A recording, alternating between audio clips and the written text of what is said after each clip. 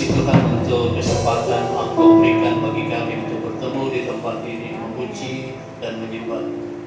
Dan kami percaya Tuhan adalah Roh yang ada dalam hidup kami, akan melihat isi hati kami Tuhan, dan memahami apa tujuan kami datang di tempat ini. Lewat firman-Mu yang Kau sampaikan, Roh Kudus, Engkau akan berbicara maksud dan rencana serta kehendak-Mu kepada kami semua lewat hamba-Mu Tuhan. Bukan hamba-Mu lagi yang berbicara, tetapi Roh Kudus yang pakai lidah bibirnya, pakai pikiran dan hatinya untuk menyampaikan semua kebenaran kepada kami, untuk kami boleh memahami, sehingga manusia roh kami kuat, jiwa kami kuat, dan kami terus setia sampai akhir hidup kami. Engkau dapati kami melakukan apa yang menjadi kehendak dan kebenaran-Mu. Kami siap mendengarkan firman Tuhan di dalam nama Bapa, Putra, Roh Kudus, dan nama Tuhan Yesus Kristus. Setiap kita yang siap dengar firman Tuhan katakan bersama. Amin. Selamat pagi. Lama gak kesini ya? 2 tahun ya? Yuk kita langsung aja ya. Kita selama ini mengikut Tuhan, menjadi orang Kristen, bisa membedakan nggak antara keinginan daging sama keinginan roh? Tahu bedanya nggak, Bu? Kadang-kadang tahu, kadang-kadang Nah, kan ini harus paham ini.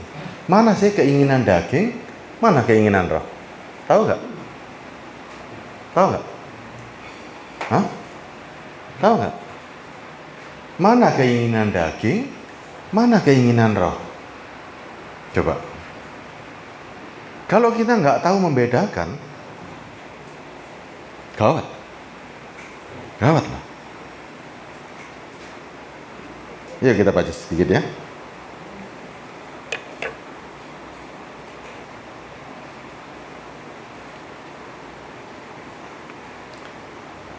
Roma 8 ya. Ayat 6. Ayat 7. Roma 8 ayat 7. Coba. Ini penting, ini dasar menjadi orang Kristen harus tahu antara keinginan daging dengan keinginan roh. Tahu bedanya nggak? Roma 8 ayat 7. Roma 8 ayat 7. Sebab keinginan daging adalah perseteruan terhadap Allah, karena ia tidak takut kepada hukum Allah. Hal ini memang tidak mungkin baginya. Oke. Sebab keinginan daging adalah perseteruan dengan Allah. Berarti ada sebuah keinginan yang membuat kita itu menjadi seteru Allah. Nah, kalau kita nggak paham ini, gimana kita mau menjadi orang Kristen? Coba, Ibu Gembala, ini kita cari ini hari ini. Kita sama-sama belajar ya.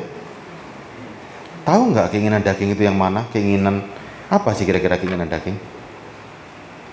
Ayo, kita cari ini. Kira-kira keinginan daging itu apa? Apa sih keinginan daging? Apa itu keinginan roh? Coba bukakan satu ayat lagi nih. Galatia 5:17. Ya, supaya kita paham. Apa sih keinginan daging? Galatia 5:17. Galatia 5:17. 5:17.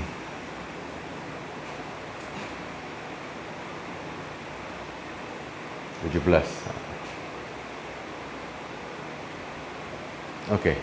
Sebab keinginan daging berlawanan dengan keinginan roh. Nah, sekarang kita lihat nih. Apa itu keinginan daging? Apa itu keinginan roh? Kalau kita nggak paham dengan dua hal ini berbahaya banget. Berbahaya banget. Kira-kira apa ini? Mana keinginan daging, mana keinginan roh? Ayo. Gimana Pak Denny? Kira-kira? Yuk kita sama-sama belajar nih ya. Kita datang ke sini mencari Tuhan hari ini, ingin beribadah pada Tuhan. Mana yang kita cari? Mana yang ingin kita turuti? Saudara datang ke gereja, datang pada Tuhan, apa sih yang kita ingin turuti? Keinginan daging atau keinginan roh? Keinginan roh. Apa keinginan roh kalau begitu? Kasih, cinta. Itu buahnya. Buahnya. Itu hanya buahnya. Loh, ayo. Itu hanya buah dari roh. Itu bukan keinginannya.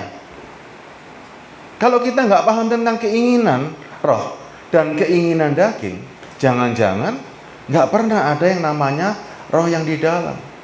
Coba sekarang, kalau orang tahu sebuah keinginan roh, pasti roh itu ada di dalam. Ibu bisa tahu keinginannya bapak karena bapak ada di samping ibu. Betul ya? Seorang suami, kita tahu keinginannya suami karena suami itu ada bersama dengan kita. Kalau suami itu nggak pernah ada dengan kita, bagaimana kita tahu keinginannya? Nggak mungkin kan? Ya. Sekarang nih lihat, ada dua keinginan. Mana yang kita mengerti? Daging atau roh? Lah kalau kita masih bingung dengan dua keinginan ini, jangan-jangan yang selama ini yang kita tahu hanya keinginan yang muncul dari daging. Apa itu keinginan daging kalau begitu? Ayo kita cari hari ini. Kita cari. Karena ini berbeda loh. Kalau saudara cuma punya keinginan daging, cara baca firman-nya juga pasti mengikuti keinginan daging. Kalau saudara nggak bisa membedakan, gawat, sangat gawat. Apa sekarang? Keinginan, harus tahu dulu nih dasarnya ini. Keinginan roh dengan keinginan daging, di mana batasannya? Mana bedanya? Nih. Sebab keinginan daging selalu berlawanan dengan keinginan roh. Dan ini nggak pernah bisa bersatu. Aneh kan? Aneh kan? Berarti yang mana ini? Mana keinginan roh selama ini? Kita lihat nih. Apa itu keinginan daging? Kan kita harus cari. Keinginan daging itu yang mana sih? Kira-kira yang mana? Hawa nafsu yang mana? Kan harus paham. Keinginan daging ini yang mana? Makanya lihat nih. Lukas 3 ayat 7. Lukas 3 ayat 7. Makanya banyak orang berpikir tidak bisa membedakan antara daging dengan roh. Masih bingung. Lukas 3 ayat 7 coba lihat nih ya. Hari itu Yohanes Pembaptis berhadapan dengan orang-orang yang ingin dibaptis. Orang yang ingin dibaptis ini golongan Farisi dan Saduki. Orang-orang yang mengerti firman hari itu harusnya. Tapi lihat dia berkata begini. Lalu ia berkata kepada banyak orang yang datang kepadanya untuk dibaptis. Hai kamu keturunan ular beludak. Siapakah yang mengatakan kepada kamu supaya melarikan diri dari murka yang akan datang? Ayat 8-nya. Jadi hasilkanlah buah-buah sesuai dengan pertobatan. Jangan kamu berpikir ya atau berkata bahwa Abraham adalah bapak kami. Karena aku berkata kepadamu, Allah dapat menjadikan anak-anak bagi Abraham dari batu-batu ini. Dulu orang Farisi berpikir bahwa aku ini anak-anaknya Abraham. Sudah pasti memperoleh janji. Hari ini orang Kristen juga sama. Aku anak-anak Tuhan. Pasti aku memperoleh janji-janji. Enggak. Tidak. Kalau saudara tidak menunjukkan buah pertobatan. Nah, pertobatan dari apa? Nah, kedagingan itu apa? Kita ngerti. Pertobatan dari kedagingan itu apa? Apa sih kedagingan itu? Nih lihat. Hawa nafsu berat. Roma 8 ayat 6. Kita naikkan Roma 8 ayat 6. Nih lihat nih, kita petakan sekarang. Ada dua keinginan, ya, Roma 8 ayat 6 tadi.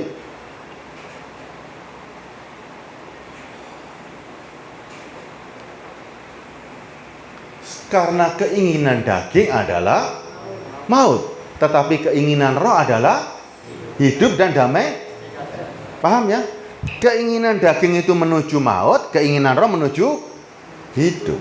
Nah, sudah mulai ada bedanya nih. Roh ingin hidup, daging ingin mati.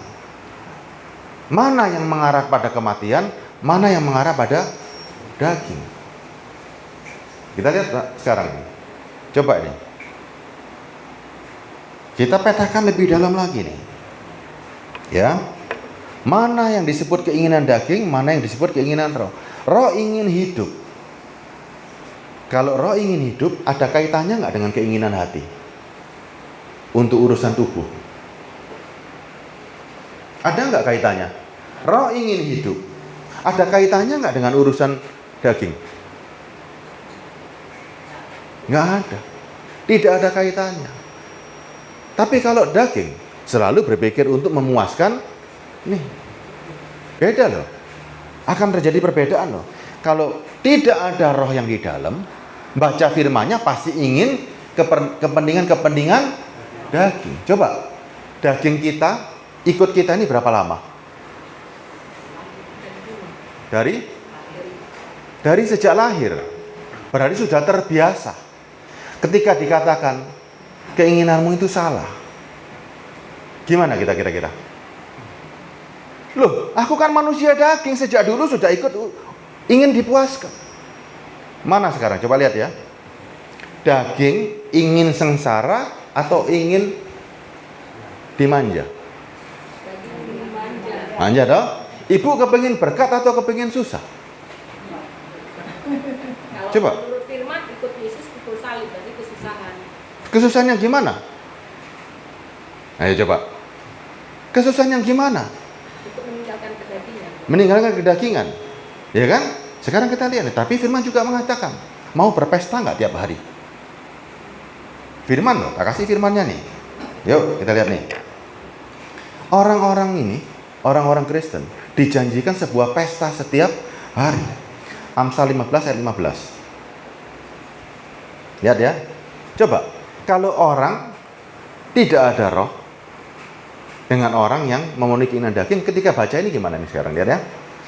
Orang mengerti, oh jangan nuruti keinginan daging, harus hidup oleh roh. Tapi mereka nggak mengerti. Ini lihat ya. Hari orang berkesusahan, buruk semuanya. Tetapi orang yang gembira hatinya selalu berpesta. Kita di mana hari ini? Orang yang selalu berkata, aku susah terus. Atau orang yang selalu berpesta? Selalu berpesta. Ada hubungannya nggak dengan jasmani hari ini? Nggak ada. Walaupun keadaan susah pun tetap berpesta. Kenapa bisa berpesta dalam keadaan susah? Karena ada ucapan syukur. Kenapa bisa mengucap syukur? Kenapa bisa mengucap syukur? Karena ada Roh Kudus di dalam diri kita. Berarti mau susah, mau senang, mau sakit nggak ada masalah. Sekarang lihat, orang kalau keinginannya dia belum beres, baca firman-Nya pasti cari untuk daging. Paling senang dengan ayat diberkatilah berlimpah-limpah. Coba, ayo. Senang nggak dengan ayat begitu? Kaitannya apa dengan berlimpah-limpah? Engkau akan dibawa ke negeri yang berlimpah susu dan madunya. Senang nggak dengan ayat begitu? Terus saudara berpikir bahwa ayat itu untuk kita secara daging. Tidak. Ayat itu bukan untuk kita. Ayat itu dulu diperjanjikan untuk bangsa Israel. Hari ini kita mendapat janji yang lebih daripada itu. Kenapa? Negeri yang berlimpah susu dan madunya itu kerajaan sorga. Nggak ada kaitannya dengan daging. Coba hari ini kita katakan lagi nih. Nih Amsal 15 ayat 15. Tidak ada kaitannya dengan keadaan. Makanya orang Kristen hari ini bukan berhubungan dengan berkat jasmani. Kalau mau berpesta setiap hari, bukan berkatnya. Tapi lihat nih.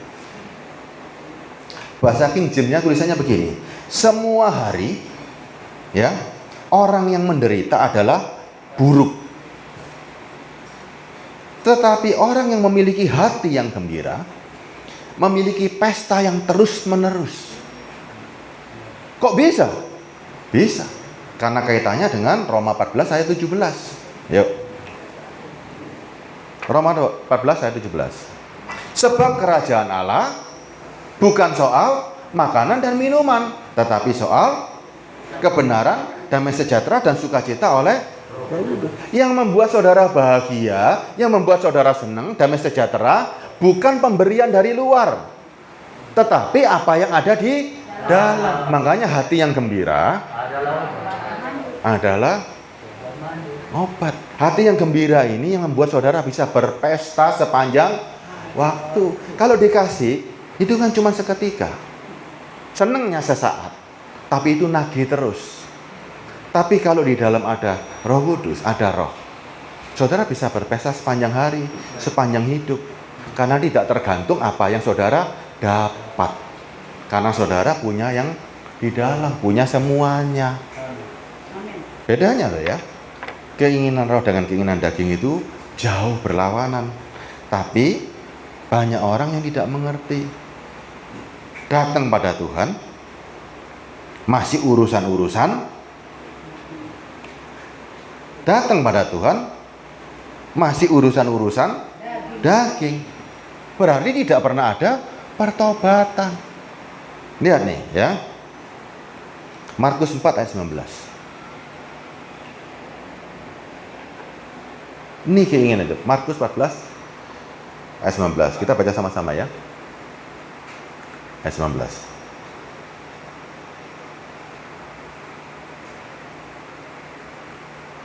Oke. Ayat 19, 14 ayat 19. Sorry, Markus 4 ayat 19. Maaf ya. Markus 4 ayat 19.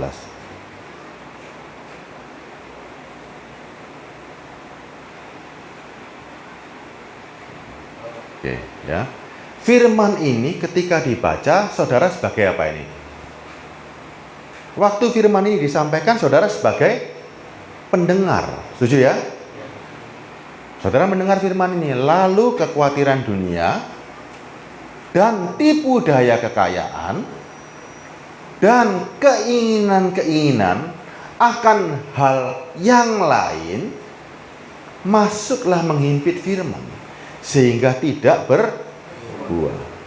Ya, berarti ada kekhawatiran dunia. Saudara selama ini pernah khawatir nggak? Pernah nggak, Bu? Hah? Pernah nggak? Kalau untuk saya nggak pernah, Pak. Tapi Oke. kalau umpamanya anak cucu sakit baru khawatir. Loh, berarti tetap aja kan? Ibu nggak yakin Tuhan menjaga? Apa Tuhan itu buta nggak ngerti? Apa Tuhan itu nggak ngerti? Coba lihat deh. Apa Tuhan nggak ngerti? Sejam ke depan ada apa? Setahun ke depan ada apa? 50 tahun ke depan ada apa? Tuhan nggak ngerti? Ngerti loh, kok khawatir? Seorang ibu kan rasanya, Pak. Loh, berarti firman ini nggak pernah masuk. Khusus itu aja, Pak, yang lainnya. Berarti nggak pernah masuk dong. Sekarang coba lihat nih. Kita ini jadi pendengar ketika dikatakan begini, jangan khawatir. Kita masih khawatir, berarti kita ini selamanya menjadi pendengar terus. Ya kan? Firman tidak pernah menjadi makanan yang masuk dalam diri kita. Kalau Tuhan yang ngomong jangan khawatir, masa nggak percaya? Ibu percaya sama Tuhan nggak?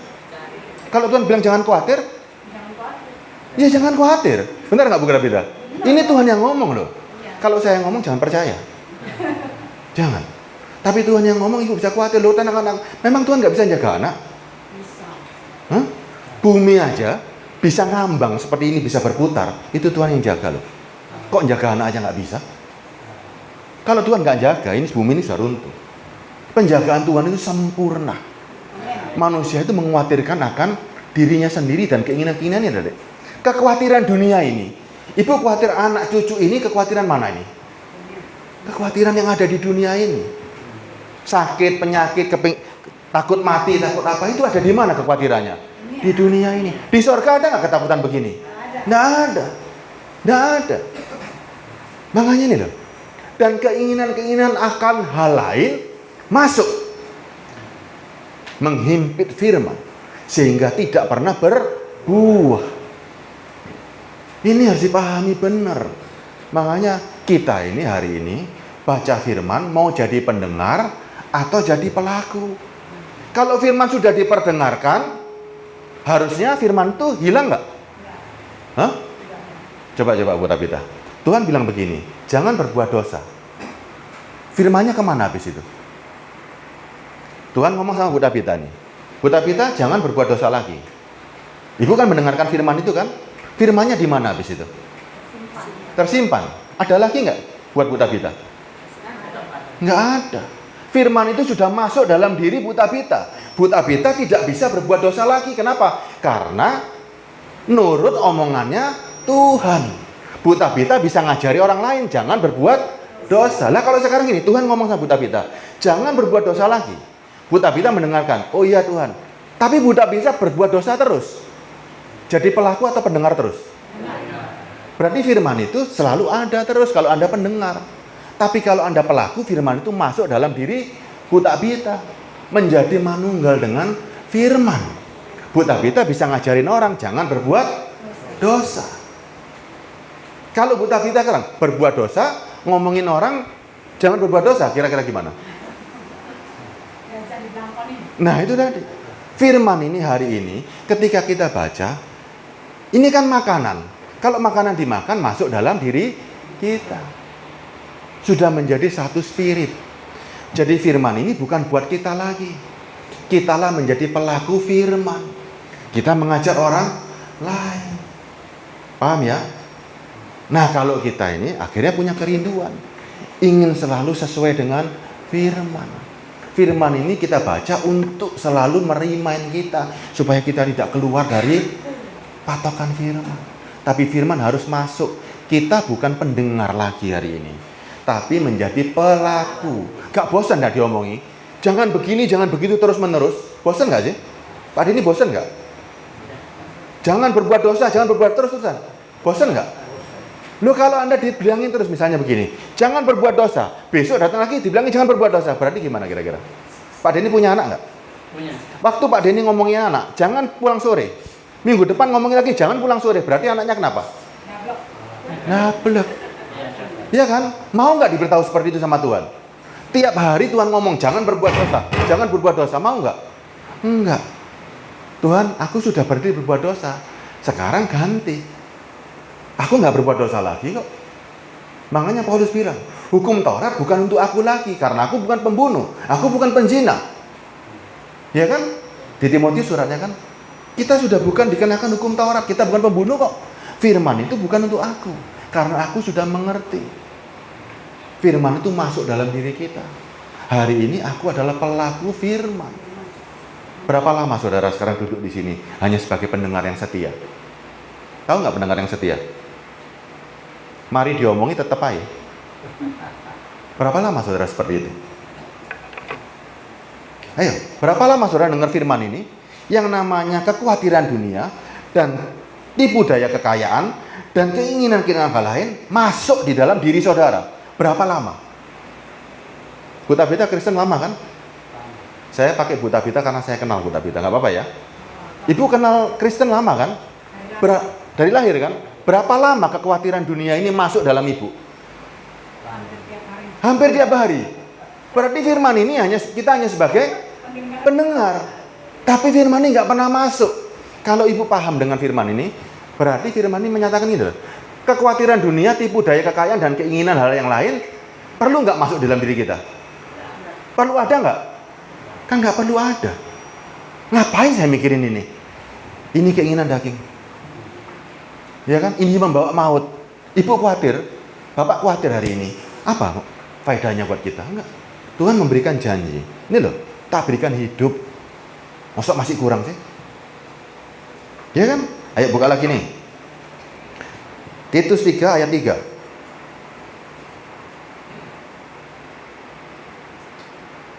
Makanya orang nggak gampang berani mematikan keinginan-keinginan daging tanpa tahu keinginan-keinginan roh. Pasti mixing.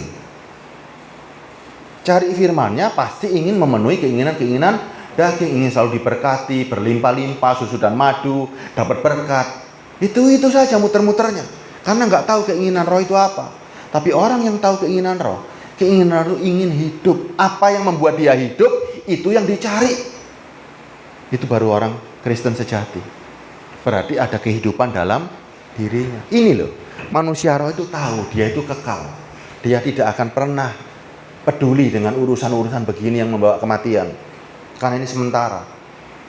Lihat Titus bilang begini, karena dahulu kita hidup dalam kejahilan, tidak taat, sesat, menjadi hamba berbagai-bagai nafsu.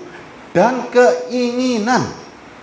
Hidup dalam kejahatan, kedengkian, keji, saling membenci. Ini yang saya garis bawahi gini, menjadi hamba berbagai-bagai nafsu dan keinginan. Dulu itu, masa dari dulu sampai sekarang pancet wae. Ikut Tuhan yang dibawa cuma ini tok. Rusak nggak kalau begitu? Rusak. Saudara nggak pernah ketemu Tuhan, ya? Lihat lagi ini.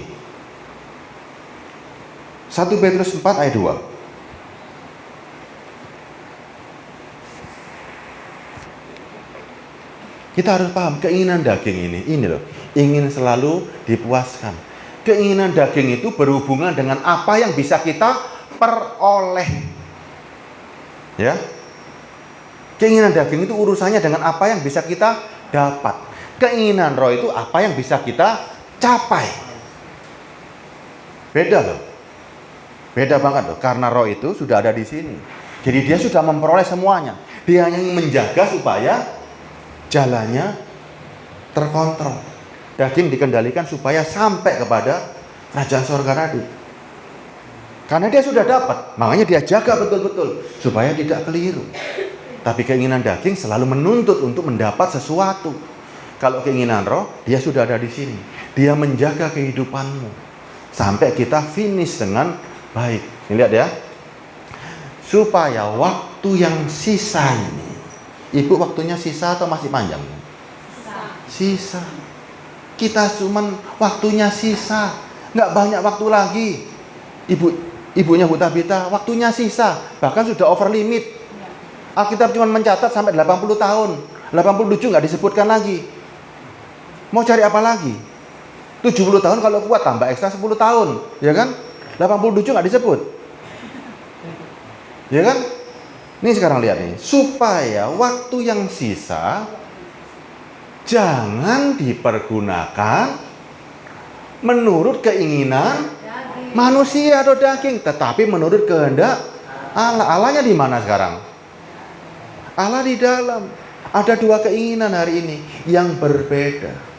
Keinginan manusia itu ingin kaya raya, ganti mobil, ganti rumah, ganti istri, ganti suami. Kan itu keinginan manusia. Kalau keinginan roh ada nggak ganti mobil? Ada nggak roh ingin ganti rumah? Coba, keinginan roh ada nggak berhubungan dengan materi? Ini loh kita pahami. Keinginan roh tidak ada sama sekali dengan keinginan materi. Keinginan roh itu ingin keinginan kekal yang bisa dibawa sampai sorga. Itu keinginan roh. Sudah tahu bedanya ya? Sudah makin tahu bedanya ya? Keinginan roh, keinginan daging hanya bisa digunakan di bumi ini untuk daging. Ya, ini loh keinginan manusia. Ingin diberkati. Salah nggak? Tidak. Nanti saya kasih tahu. Nggak salah. Itu semua tidak salah kalau dengan cara yang benar. Nah, banyak orang ingin memenuhi keinginannya dengan cara yang tidak benar. Cara yang nggak benar gimana? Cara yang nggak benar gimana? Membawa keinginan-keinginan itu untuk dipenuhi oleh Tuhan tanpa kita berusaha memenuhi keinginan tersebut. Aneh kan? Sekarang coba lihat nih. Tuhan sudah kasih firman-Nya, kuasai bumi. Berarti memang boleh. Untuk menjadi kaya itu boleh. Untuk memperoleh dunia ini boleh. Tapi dengan cara firman. Kuasai, bekerjalah. Ya kan? Iblis masuk pada saudara. Ngapain capek-capek? Cukup berdoa dan berpuasa. Kan itu yang dipakai sama iblis hari ini. Anda suruh Tuhan bekerja, kita duduk diem. Itu cara-cara yang tidak bermoral. Ya, makanya dunia ini sudah dikasih kok, kuasai. Mau beli mobil, bekerjalah, silakan. Udah jangan urusan-urusan begini. Kalau Anda bekerja, sebetulnya yang bekerja itu Tuhan dalam diri kita. Karena Tuhan ada diam dalam diri kita. Anda kalau sampai susah, itu Tuhan yang susah. Kenapa? Karena Tuhan diam dalam diri saudara. Jadi tidak akan pernah merasa susah karena Tuhan itu ada dalam diri saudara, ya. Saya lanjutkan lagi nih. Tetapi menurut kehendak Allah, ya.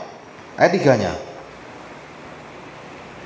Sebab telah cukup banyak waktu kamu pergunakan untuk melakukan kehendak orang-orang yang tidak mengenal Allah. Berarti kalau orang-orang yang cuman urusan sama Tuhan ingin dipenuhi keinginan hawa nafsunya, mereka orang-orang yang tidak pernah mengenal, berarti Allah tidak pernah ada dalam hatinya.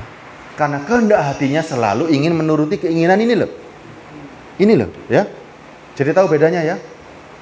Keinginan kita ini mana hari ini? Ya, ini loh. Melakukan kehendak Allah atau kehendak daging. Saudara hari ini diperbudak, diperhamba oleh keinginan yang di daging ini atau kehendak yang di dalam. Nih, kamu telah hidup dalam rupa-rupa hawa nafsu, keinginan yang memabukkan. Hawa nafsu ini kan memabukkan kita selama ini. Kita terlena mencari Tuhan untuk memenuhi keinginan-keinginan daging. Itulah yang namanya keinginan memabukkan. Saudara nggak sadar selama ini bahwa keinginan ini membawa Anda dalam maut. Saudara mengejar yang fana ini loh, nggak mengejar yang kekal. Saudara kejar tiap hari urusan-urusan duniawi. Bahkan di gereja pun yang dikejar juga sama. Nih, keinginan yang memabukkan, pesta pora, perjamuan minum dan penyembahan berhala yang terlarang. Ayat ini tidak boleh ditafsirkan sembarangan. Bahwa seakan, oh aku nggak menyembah yang berhala yang terlarang, aku nggak perjamuan minum, aku nggak pesta pora. Yang ini, saudara renungkan. Ini semua keinginan ada yang di dalam diri kita ini loh. Keinginan-keinginan ini loh yang harus dikendalikan. Lagi Yudas 1:17.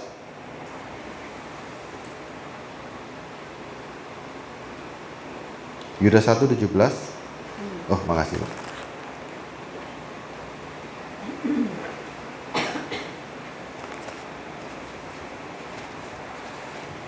Semua nabi, semua rasul yang dipenuhi dengan Roh Kudus, yang menulis kitab suci, tulisannya sama.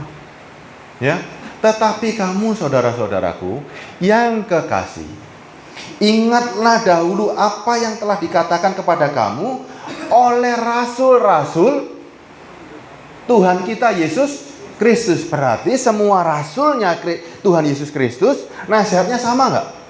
Sama. Apa nasihatnya? Nih ya, sebab mereka telah mengatakan kepada kamu menjelang akhir zaman akan tampil pengejek-pengejek, ya, yang akan hidup menuruti hawa nafsu kefasikan mereka. Berarti mereka hidupnya masih dikendalikan hawa nafsu daging ini. Ya, ayat 11-nya. Mereka adalah pemecah belah. Bagaimana mereka bisa memecah belah dalam kekristenan? Coba sekarang.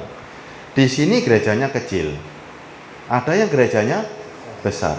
Gereja itu tidak boleh, sebetulnya gereja tidak boleh dimiliki oleh pribadi. Gereja miliknya Tuhan. Dombanya pun miliknya Tuhan. Hari ini gereja sudah menjadi milik sebuah pribadi, milik institusi. Dipecah belah nggak kita? Pak Denny punya gereja, Pak Joni punya gereja, Ibu punya gereja, saya punya gereja. Kalau bersaing siapa yang menang? Ya kan? Hari ini Ibu Pak, lihat nggak? Ada gereja yang hebat, ada gereja yang nggak hebat, betul nggak? Ada spirit memecah belah kita hari ini. Coba Ibu boleh nggak? Sekarang kita tanya aja. Kalau jemaat ini diboyong semua ke PTC, Ibu sakit hati nggak? Kosong di sini. Gimana perasaan kita? Kalau di sini pindah semua ke gerejanya Pak Joni, gimana? Sakit gak Ibu? Hah? Sakit ya? Loh, Pak Denny gimana? Sakit kan? Tanpa sadar kan? Bahwa kita merasa kita yang punya gereja. Ini spirit yang masuk dalam gereja hari ini. Zaman dulu gereja tidak dimiliki oleh pribadi. Gereja tempat kita berkumpul. Gereja tempat kita menjadi anak-anak Allah. Bebas keluar masuk. Istilah penggembalaan itu, kita memberi pengajaran supaya mereka bisa hidup di kehidupan. Sekarang enggak. Begitu ada orang masuk di gereja ini, kita pasang rantai di leher. Sama juga yang di besar juga sama. Mereka dirantai, tidak boleh keluar kemana-mana. Coba sekarang lihat. Ini roh pemecah. Ada spirit memecah belah. Gereja milikku ya. Ketika domba pindah, kita sakit hati. Kalah sama yang seberang. Yang seberang bisa keluar masuk dengan bebas. Ya kan? Bahkan boleh tidur di... Boleh nggak tidur di sana? Coba gereja ditidur orang. Coba. Kalau ada orang sekarang perjalanan jauh, dia nggak punya duit untuk hotel, tidur di gereja boleh nggak? Jujur. Jujur. Harusnya gereja terbuka untuk orang-orang yang membutuhkan. Mana sekarang gereja boleh ditinggali? Gereja begitu selesai kebaktian AC-nya dimatikan, pintu dikunci. Untuk masuk perlu izin. Coba, buta-buta boleh? Kalau nggak punya rumah tinggal di gereja? Miliknya siapa gereja itu? Hah? Milik Tuhan atau? Kalau milik Tuhan, kita anak-anak Tuhan loh. Berarti kita juga punya hak. Coba ngomong sama mereka. Kalau nggak diusir. Ini loh. Ini semua sudah menyimpang. Ada roh pemecah. Coba saya bacakan lagi ya. Mereka adalah pemecah belah yang dikuasai hanya oleh keinginan-keinginan dunia. Orang banyak hari ini melayani hanya ingin jor-joran, hanya ingin pelampiasan, hanya ingin menjadi yang terbesar, terbaik untuk nuruti keinginan ini loh. Mereka pikir dengan pelayanan itu semakin besar, semakin berkenan di mata Tuhan. Jor-joran, semuanya pelayanan kabeh. Padahal, coba, kita melayani untuk apa hari ini? Bukankah melayani ini karena kita sudah menjadi manusia baru? Supaya orang merasakan ada kekuatan baru. Supaya orang kita ajak ke sorga. Nggak ada kaitannya dengan pelayanan ini supaya kita dilihat sama Tuhan, ditolak sama Tuhan, nggak ada. Tuhan sudah hidup di kita. Nggak ada nilai tambah yang membuat kita makin berkenan, nggak ada. Kalau pelayananmu untuk mendapat nilai tambah buat jasmanimu, sudah bubarkan itu semuanya. Berarti ada yang salah. Pelayanan kita itu untuk mengajak orang memperoleh kehidupan, merasakan hal yang sama. Yuk saya lanjutkan lagi nih. Ya, mereka adalah pemecah belah yang dikuasai hanya oleh keinginan-keinginan dunia ini. Membesarkan gereja yang berupa gedung. Itu keinginan siapa? Tuhan atau daging? Membesarkan gereja hanya konsentrasi dengan pelayanan yang besar, hanya ingin dilihat orang, hanya ingin gerejanya makin besar, jemaatnya makin banyak. Keinginan Tuhan atau keinginan daging? Daging. Ini semua terus ayatnya bilang gini. Dan yang hidup tanpa Roh Kudus. Makanya firman ini kan buat kita sekarang. Akhir zaman banyak pengejek-pengejek. Kenapa pengejek? Karena mereka tidak mau hidup menurut firman. Ya, saya lanjutkan lagi. Ayat 20-nya ini. Kita mau seperti mereka, seperti firman ini, kan kita baca ini. Kita mau seperti ini, dianggap pengejek-pengejek, atau mau ayat 20-nya nih. Akan tetapi, kamu, saudara-saudaraku yang kekasih, bangunlah dirimu. Bukan orang yang disuruh loh. Bangunan dirimu sendiri. Tidak ada hubungan dengan orang lain. Bangun dulu dirimu sampai bisa terbangun yang namanya bait suci ini. Atas dasar imanmu yang paling suci. Dan berdoalah di dalam Roh Kudus. Nih, bangun dirimu dulu. Baru bisa keluar kemana-mana. Kalau bangunan ini nggak ada, mati kita ini hari ini.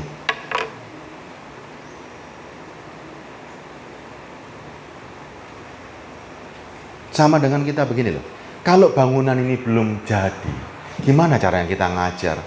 Kalau kita belum terbebas, belum ada yang hidup, gimana kita ngajar sama orang-orang? Paham ya? Ada dua keinginan. Betul-betul harus paham. Harus bisa melahirkan manusia baru. Tanpa kelahiran manusia baru, mau bicara sampai melenyek pun nggak akan ngerti kok. Yohanes 3 ayat 3, coba lihat ya. Sebelum itu kita baca gini, Matius 7 ayat 3 dulu ya. Matius 7 ayat 3 dulu deh ya. Lihat ya. Yesus bilang sama orang Farisi. Orang Farisi itu ahli nggak? Ahli agama nggak? Ahli ya. Tapi Yesus bilang begini, Matius 7 ayat 3.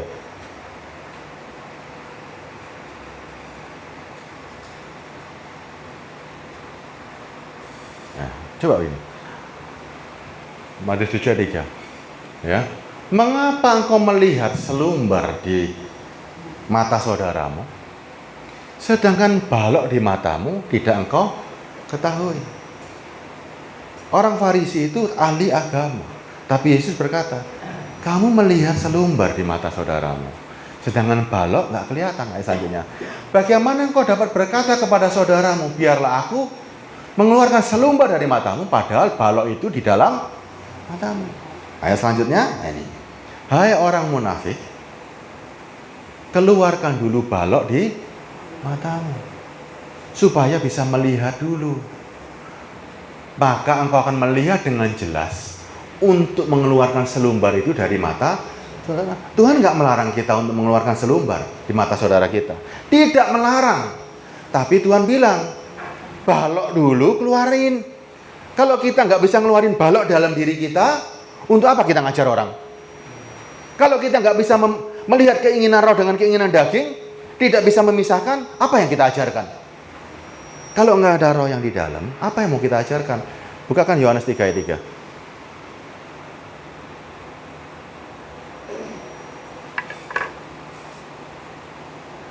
3. Kalau kita nggak bisa berpesta tiap hari, untuk apa kita ngajar orang?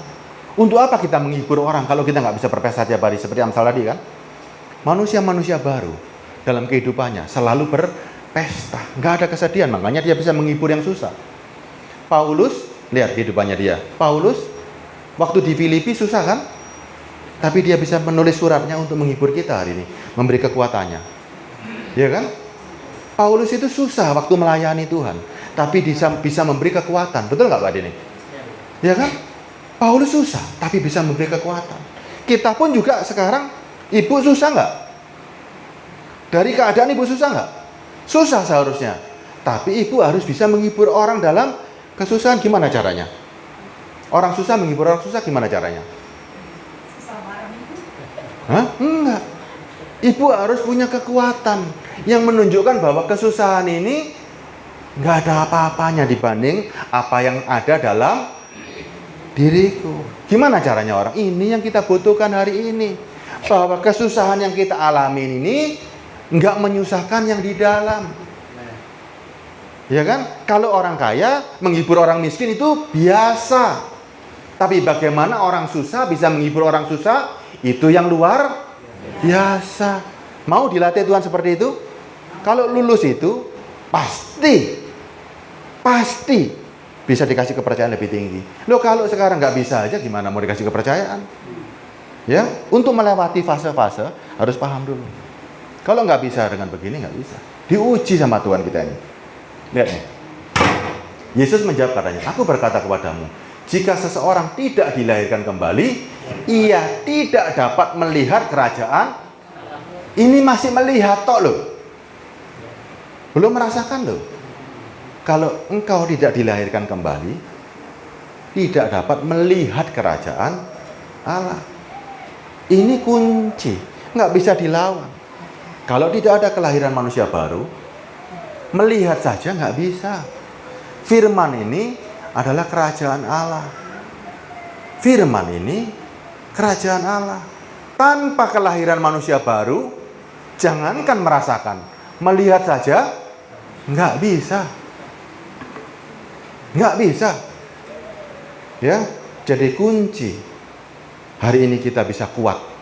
Kunci kita bisa merasakan dan melihat kerajaan Allah adanya manusia baru. Baru semuanya akan terbuka. Orang makin susah Justru hukum surgawi, hukum kerajaan Allah makin susah kalau orang itu punya Roh Kudus, makin terlihat kekuatannya. Cara paling mudah, makin susah makin terlihat kekuatannya. Nih, hari ini, orang sekarang hari ini, kalau Anda sekarang, mana yang lebih banyak? Orang yang berhasil atau orang yang susah hari ini? Dunia ini, kehidupan ini, banyak orang yang susah atau orang yang bersuka cita? Susah kan, Bu? Bener ya?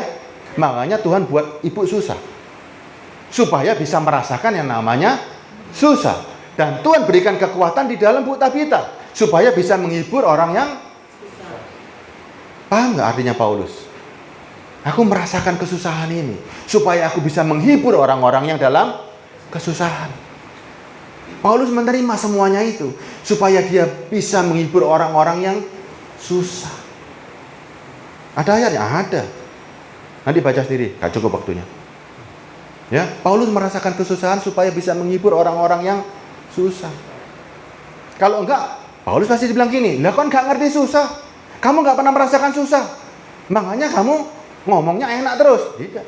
Paulus bilang, aku ikut menderita bersama kamu. Makanya aku bisa menghibur dalam Kristus. Kalau Bu Tabita sekarang keadaannya enak. Bu Tabita keadaannya enak di langit. Bisa nggak ngomongin orang susah? Nggak bisa. Kumpulannya Bu Tabita orang susah atau orang kaya hari ini? Hah? Coba saya tanya nih hari ini. Kita ditempatkan di mana hari ini? Jemaat kita apa ini sekarang ini? Orang susah. Kalau jemaat kita orang susah, di mana Tuhan menempatkan kita hari ini? Orang susah. Untuk memberi kekuatan kepada jemaat kita ini, supaya jemaat kita melihat ada kekuatan pada gembalanya. Tuhan adil nggak? Adil kan? Sangat adil kan? Bersyukur nggak hari ini dikasih jemaat seperti ini? Syukur kan? Kita sama-sama menguatkan kan? Ya kan? Bisa pesta nggak tiap hari kalau begitu? Bisa. Nyaman karena semuanya ternyata satu saudara. Yuk kita masuk kerajaan surga. Dunia ini sementara. Kita kuatkan satu sama lain. Kalau gembalanya kuat, jemaatnya pasti kuat. Kalau gembalanya nangis-nangis, jemaatnya lebih-lebih lagi. Ya kan? Yang berkhotbah aja, yang berkhotbah aja nangis-nangis, apalagi jemaatnya sama-sama hidup dalam penderitaan. Firman Tuhan itu pasti. Kita berpesta setiap hari. Itu janji Tuhan. Tapi pesta yang bagaimana? Pestanya dari dalam. Tidak tergantung dengan apa yang di luar. Ya, ingat, tidak tergantung apa yang di luar. Tuhan membawa kita ke negeri yang berlimpah susu dan madunya. Ya, dan kita sudah menerimanya. Ingat ya, Tuhan bukan berjanji nanti. Sekarang juga. Sekarang tergantung hati kita. Sekarang kita sudah bisa menguatkan orang-orang yang lemah. Sudah bisa. Bisa naik level nggak? Kalau yang lemah saja bisa, berarti akan Tuhan bawa kepada level yang lebih dahsyat lagi. Itu tergantung kita semua kok. Semua tergantung kita. Kalau ibu dipercaya hari ini bisa menguatkan yang lemah, pasti bisa naik level lagi untuk menguatkan orang-orang yang lebih hebat lagi. Loh, kalau yang lemah aja nggak bisa, mau dibawa ke atas gimana? Bisa nggak? Kalau yang lemah aja nggak bisa dikuatkan, mau menguatkan yang kuat gimana caranya? Anda berhadapan dengan orang-orang yang menurut dunia, ukuran dunia, orang-orang di atas. Tapi kita yang lemah aja nggak bisa menguatkan. Diketawain kan? Tapi kalau orang dunia melihat, wih, Bu Tabita dan Pak Denny, kekuatannya berlipat-lipat. Mereka harus belajar dari kita. Ini loh kekuatan yang dicari. Aku nggak nyari dunia yang seperti itu. Kekuatan Tuhan bukan itu. Tanpa kekayaan pun, saya bisa berpesta. Ini yang kita tunjukkan dengan dunia. Ya, tapi bukan berarti kita ini dengan kebodohan kita nggak bisa menguasai dunia. Ingat loh, orang bodoh dengan orang bijaksana itu beda. Kalau kita susah karena kebodohan kita, rasakan sendiri. Paham ya? Kita dikasih hikmat. Kalau ada Roh Kudus di dalam diri kita, Roh Kudus itu sumber segalanya. Jangan sampai kesusahan ini akibat dari kebodohan. Tapi kalau kesusahan ini akibat dari Tuhan, nikmati dan Roh Kudus pasti beri kekuatan. Pasti itu. Ya, ada dua bedanya. Karena kebodohan atau karena Tuhan. Kalau karena Tuhan, saudara pasti kuat. Ada sebuah rencana di mana kita ditempatkan. Disitulah kita menjadi emas dan permata. Ya, paham ya? Waktu saya sudah habis kayaknya. 50 ya. Udah ya, kita mau berpesta tiap hari. Kita mau berubah hari ini. Kita bisa membedakan apa itu keinginan daging, apa itu keinginan roh. Kita bawa jemaat ini untuk hidup seturut dengan keinginan yang di dalam. Ya, enak, pasti enak, sangat enak. Ya, kita nyanyikan satu lagi Pak Jan. Ya, jadi sekarang ada manusia baru yang lahir. Ya, manusia baru ingin hidup. Manusia baru punya segala-galanya. Manusia baru tidak butuh materi apapun yang ada di dunia ini. Ya, manusia baru ingin selalu ke surga. Manusia baru punya segala-galanya. Makanya dia di sini nih hanya nyamar. Dia bisa menikmati hidup. Bisa menikmati hidup dengan enak, ya.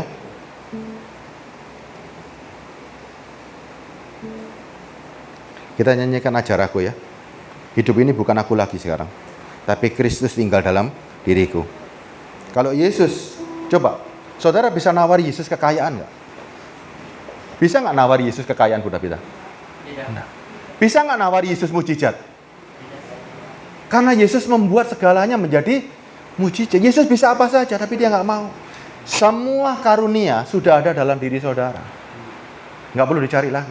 Saudara nggak bisa nawari Roh Kudus, apapun yang ada di dunia ini, karena dia punya segalanya. Ya, hidup kita sekarang bukan kita lagi, tapi Kristus dalam diri kita. Berubah pikiran kita hari ini ya, menjadi manusia baru, betul-betul baru, bukan berasal dari bumi.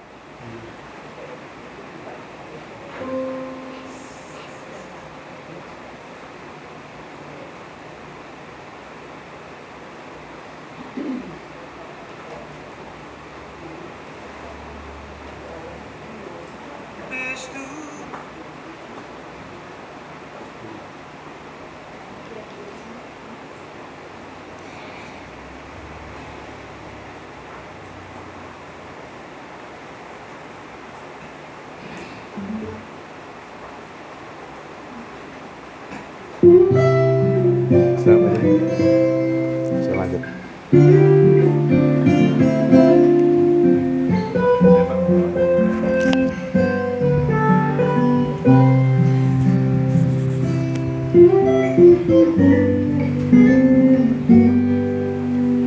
Hidup ini bukan aku lagi, tapi Kristus dalamku. Roh Kudus bimbing aku untuk selalu memuliakan-Mu. Ajar aku Tuhan untuk melayani-Mu. Ajar aku Tuhan untuk menyenangkan-Mu. Ajar aku Tuhan untuk menyembah-Mu, karena ku tahu Kau Tuhan Maha Besar.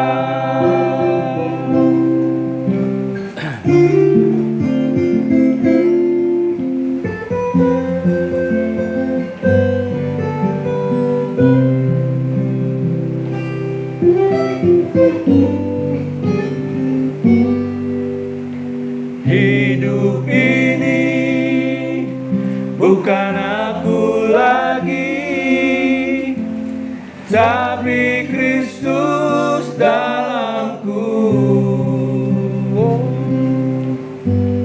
Roh Kudus bimbing untuk selalu memuliakan-Mu. Ajar aku Tuhan untuk melayani-Mu. Ajar aku Tuhan untuk menyenangkan-Mu.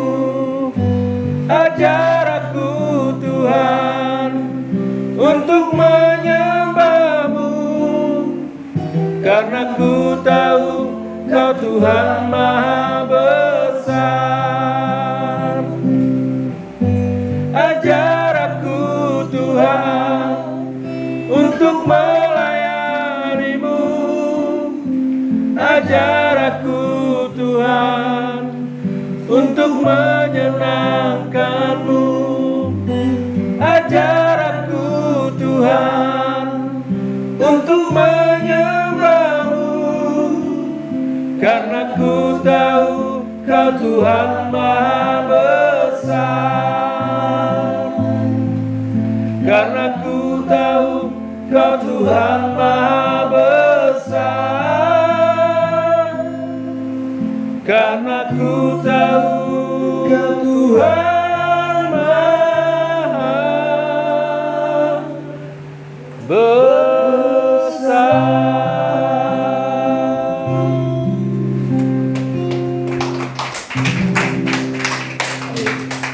Kita berdoa. Disiserahkan kepada polisi yang berdoa mengucap syukur.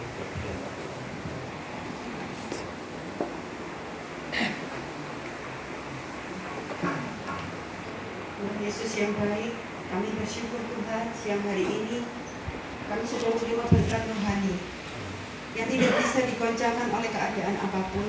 Kami bersyukur pagi hari ini Tuhan memberikan pesan-Mu untuk kami bangkit, untuk kami semangat, untuk kami lebih lagi bersuka cita di dalam Roh Kudus. Sebab kerajaan Allah itu bukan soal makan dan minum. Kami bersyukur Tuhan untuk pengertian ini. Tapi untuk kebenaran, damai sejahtera dan sukacita oleh Roh Kudus, biarlah ini selalu tertancap dalam hati dan pikiran kami semua yang ada di sini. Terima kasih Tuhan, terima kasih. Kami percaya berkat rohani dan jasmani Tuhan siapkan bagi orang-orang yang selalu setia dan hidup takut akan Tuhan. Dalam nama Tuhan Yesus, haleluya, amin.